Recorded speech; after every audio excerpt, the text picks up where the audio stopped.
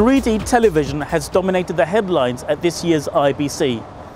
Cinemas around the UK and the rest of the world are already showing 3D movies, and not since the 1950s have audiences taken to wearing 3D lenses en masse to feel the thrill of CGI objects trying to poke them in the face while they duck and cover.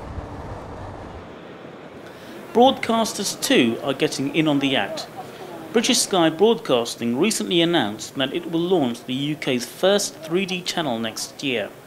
The channel will offer a broad selection of 3D programming, which is expected to include movies, entertainment and sport.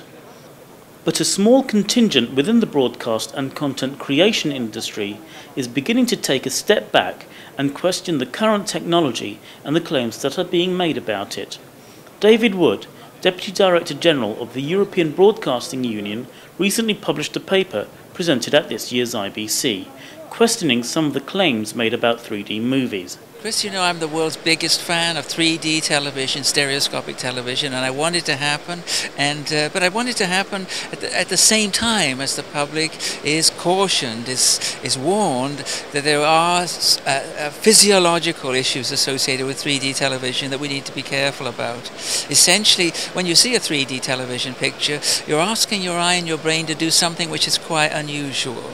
And the fact is that there are people who can't do this separation processes that's needed to watch these pictures properly, and there are people who find it difficult. So what I'm arguing for is that every time a 3D television program is shown or some equipment is sold to the public, they are cautioned that they should be careful with this. And for example, that if they feel the slight discomfort, they should take the glasses off, and that perhaps they shouldn't watch the 3D television for too long a period, perhaps not watching it for longer than an hour without taking a break, taking the glasses off. But I'm very much pro 3D television and stereoscopic television, but I'm just equally in favour of telling the public the truth about this, that there is the real probability, no matter what you do technically, of eye strain for some people.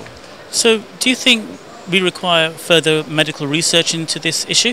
Yes, I think that there's a number of areas that we need to look at more deeply, and one of them is whether doing the separation process that you need when you're watching a 3D program is good for very young children.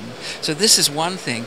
Personally, I think it's all right, because I think as the more 3D you watch, the better you get at the separation process. But we do need to be sure before we start hours and hours of television broadcasting with this. Yes, we do. We do know the mechanisms of the eye strain. They're to do with physiology and so on, but how dramatic the effects are, what proportion of the public is affected by these are the things that we really need more work in, absolutely. But today, the industry has to work on a way to make the current displays palatable for everyone who can perceive depth perception in the real world. In order to do this, the industry will have to ensure quality of the image on the TV screen. With 3D, there will be no room for compromise. However, no one has discovered a conclusive reason why these physical symptoms manifest in a small minority of binocular-capable subjects. One theory put forward is the unnatural eye movement stereoscopy burdens viewers with. In the real world, our eyes rotate in two ways to perceive depths. Our eyeballs move inward towards our nose the closer the object comes towards us, otherwise known as vergence.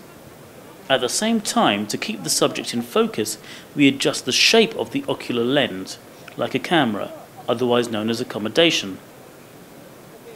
Therefore, when we watch a 3D movie, our eyeballs move inward as normal, but our lenses also want to change their shape to adjust for the plane of vision. But in reality, the object has not moved even an inch closer. If it did, the entire movie would become out of focus. These facts appear to be recognized by a number of suppliers of video content editing suites at IBC.